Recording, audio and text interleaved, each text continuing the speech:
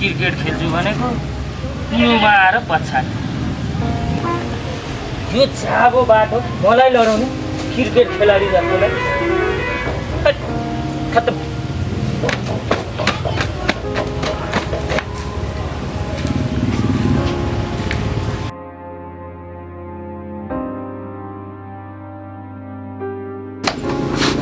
होइन के भइरहेछ आजको दिनै खराब छ।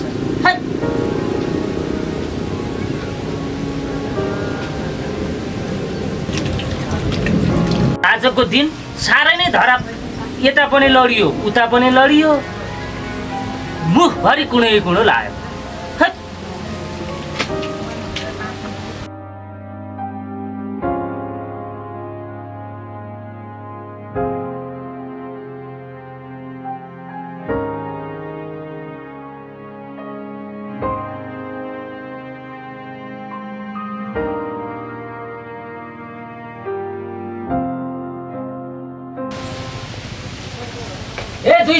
दुई सिङ्गे कहाँ गएछ यो भाते?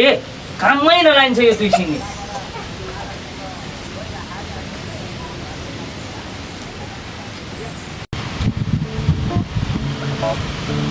लो दाइ यार कहाँ गयो कि यो दुई सिङ्गे? यो देशमा यत्रो क्रिकेट चलिरहेछ, यो दुई सिङ्गे दाइ त हरायो नि त यार। अलिअलि पैसा दिन्थ्यो, अब केही जुक्ति लगाएर भने नि पैसा उठाउनु पर्छ। अब दुई सिङ्गे दाइकोमा जाने भयो। अब दुई सिङ्गे दाइकोमा जान्छु नि त म, पैसा उठाउनु छ नि त। दुई सिङ्गे दाइ कहाँ छौ तिमी?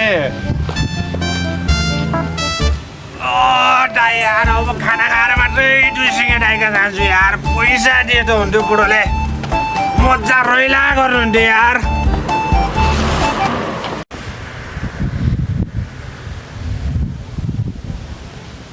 मलाई कस्तो रिस उठेको छ भने यार। किन रिसाएको भन् त? किन रिसाउनु नि, आज उसको जन्मदिन हो त्यही भएर रिसाएको। अनि जन्मदिनमा पनि कोही रिसाउँछ त? होइन के भन्छ यो दुर्गा, आफू भनेको चाहिँ झन् आफ्नो पियारालाई बर्थडेको गिफ्ट दिउँला भनेको त उसको भनेपछि त अत्तो पत्तो नै छैन। अनि गिफ्ट चाहिँ के दिनु लाग्यो नि त अहिले तेरो बोयफ्रेन्डलाई? खोइ के चाहिँ गिफ्ट दिउँ होला? मसँग एउटा सलिड आइडिया छ, मान्छस्? के आइडिया भन् न? सबैभन्दा राम्रो तेरो बोयफ्रेन्डलाई मेरो नम्बर दिउँ। जे पाए त्यही नभन, यसले मारिदिन्छ। अनि तेरो पो बरु बोयफ्रेन्ड छ यार। हो अब यस्तो कुरा नगर, बरु गाउँमा जाउँ। सर्वे कति बाँकी छ, फेरि हाम्रो प्र्याक्टिकल नम्बर पनि आउँदैन। हो है त, ठिक भनेपछि ल।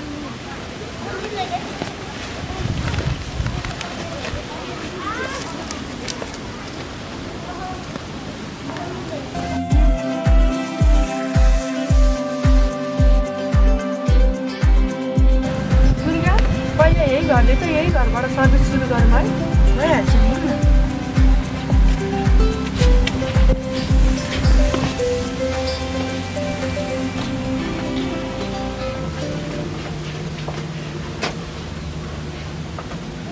घरमा को हुनुहुन्छ होला? सुन्नुहोस् त,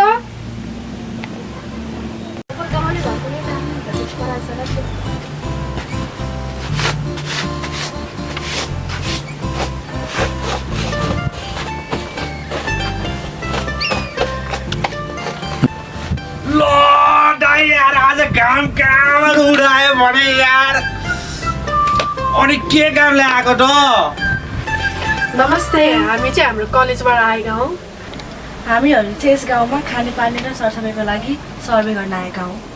ल नमस्ते दिइरा क्या, सर्वे त गर्न आयो। अब बख एकैछिन म मुढा ल्याउँछु, बसेर कुरा गर्नुपर्छ क्या।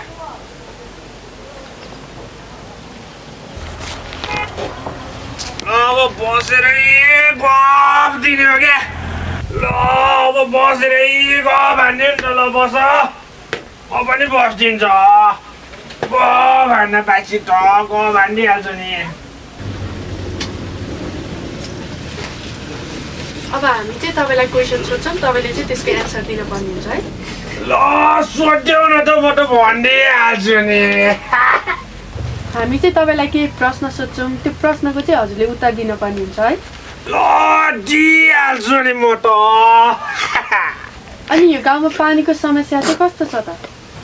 पानी पानीको समस्या त छँदै छ तर मलाई चाहिँ पहिला तिमीहरूको घर चाहिँ कहाँ हो भनाऊ त अब घरको कुरा चाहिँ पछि गर्दै गरौँला बरु पानीको समस्या चाहिँ के कसो छ भन्नुहोस् न ल पानीको समस्या त त्यस्तो केही छैन बरु कुलो खनिन्छ होइन बट्टुले तर तिमीहरूको नाम चाहिँ के हो मैचा मैचा रे को मैचा कसको मैचा मेरो नाम चम्पा हो मेरो नाम दुर्गा हो अर्कालाई त्यसै मैचा भन्न पाइन्छ भनेको मैचा रे ल नाम त भनिदिइरह क्या दुर्गा मैचा चम्पा मैचा दुर्गा मेरो नाम चम्पा हो मेरो नाम दुर्गा हो ल माम पाका कोटाको दुर्गा कोटाको चम्पा हो फेरि एकचोटि भनिदेऊ न मैचा हामी यहाँ नाम भन्न आएको होइन होइन के नचाहिँदो कुरा गर्नुभएको पहिला हामीले सोधेको प्रश्नको उत्तर दिनुहोस् न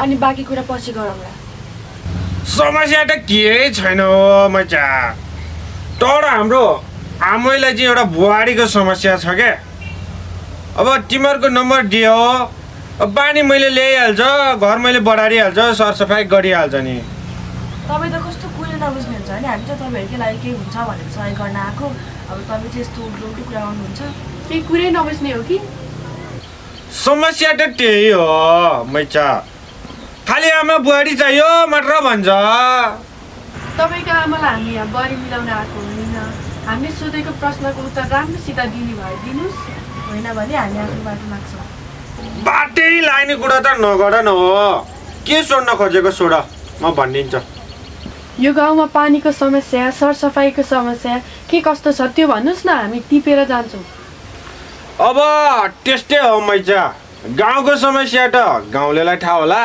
तर मेरो घरको पानीको समस्या भनेको आमालाई बुहारी चाहियो पानी बोक्ने अनि त्यसपछि सरसफाइको भनेको बडार कुडार रिपोर्ट गर्ने बुहारी चाहियो चाहिँ बुहारी हो समस्या त्यही हो तपाईँको घरमा त्यस्तो केही समस्या रहेनछ तपाईँको आमालाई चाहिएको बुहारी रहेछ त्यो समस्याको हामीले समाधान गर्न सक्दैनौँ हामी चाहिँ अब लाग्यौँ तपाईँको घरमा केही समस्या रहेनछ अब हामी चाहिँ जान्छौँ हिँड्छौँ बा ल जाने कुरा नगर न हो मैचा अब बस न समस्या त त्यही नै हो बुहारी पायो भने भन ल ल कस्तो चुवाक मैचाहरू आएको यार गइदिएर क्या अब गएर दुई सिङ्गे दाइलाई भन्ने हो दुई सिङ्गे दाइले पैसा त दिन्छ अब यति कुरो लगाएपछि त जाने हो दुई सिङ्गे दाइको घर कहाँ पो छ बुढा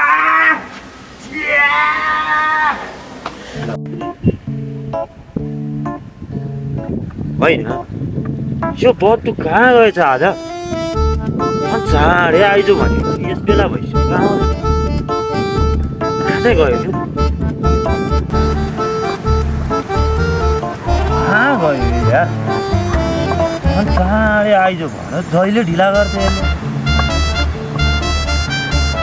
ल माम पाका ओ भन्नु त दाइ अब स्वरले चिनिसक्यो नि बट्टु होइन त ल क्या चिनिराख्या दाइले यार तेरो स्वर त मैले चिनिहाल्छु नि यार ल नेपालमा एनपिएल चलिरहेछ अब हाम्रो गाउँमा पनि डिपिएल चलाउनु पर्यो नेपालभरि क्रिकेटले अहिले कम राम्रो पैसा आम्दानी गरेछ ल दाइ अनि के कुरा गरिराख्या डिपिएल त खेलाउने खेलाडी चाहिएला अम्पायरहरू चाहिएला कहाँबाट व्यवस्था मिलाउनु त दाजु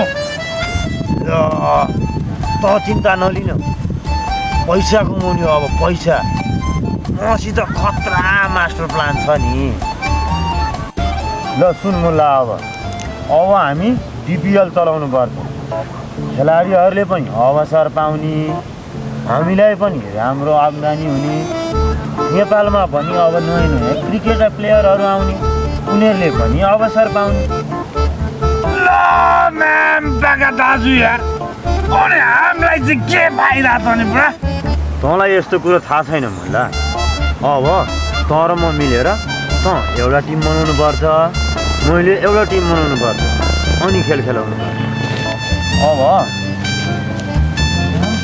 के राख्ने होला सोच दिमाग लाउ बुढा दिमाग आइडिया के आइडिया मेरो 2 सिङ छ 2 सिङे राइनो त बट्टु फक्स वाह दाजु मन पर्यो ले बट्टु फक्स 2 सिङे राइनो क्रिकेट मैदानमा अब लड्ने तर दाजु अझै डाउट लाग्यो मलाई फाइदा चाहिँ कसरी हुन्छ तँलाई मेरो प्लानमा डाउट छ मुला डाउटै हुँदैन नि दाजु तिमीले त बब्बाल प्लान निकाल्छु अब के गर्नु पर्यो भने एउटा एम्पायर खोज्नु पर्यो 2टा टिमको खेलाडी खोज्नु पर्यो तर म मिलेर यो टिम र खेलाडी मिलाउने काम पहिला गर्नु दुई सिङ्गे दाजुको प्लान कहिले चाहिँ फेल खान्छ त जाउँ दाजु जाउँ जाउँ जाउँ एउटा बुढा गर सबलाई मिलाउनु पर्छ नि त नि